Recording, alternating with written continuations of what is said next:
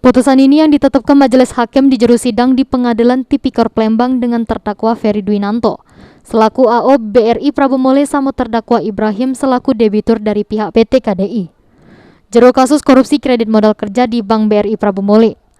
Jero putusannya Majelis Hakim nyato keaman kedua terdakwa terbukti bersalah ngelanggar pasal 3 Undang-Undang RI nomor 20 tahun 2001 tentang Tipikor dengan hukuman selama 3 tahun penjara. Denda sebesar 100 juta rupiah dengan subsidiar 1 bulan penjara. Selain itu, Majelis Hakim nambah ke hukuman untuk terdakwa Ibrahim untuk bayar duit pengganti sebesar 497 juta rupiah dengan subsidiar 1 tahun penjara. Putusan yang ditetapkan ini lebih ringan dibanding ketuntutan JPU di jero sidang sebelumnya. Dengan hukuman selama 4 tahun penjara, denda sebesar 300 juta rupiah dengan subsidiar 4 bulan penjara untuk terdakwa Ferry Dwinanto. Sedangkan terdakwa Ibrahim selaku debitur dari PT KDI dituntut selama 7 tahun 6 bulan penjara, denda sebesar 300 juta rupiah dengan subsidiar 4 bulan penjara.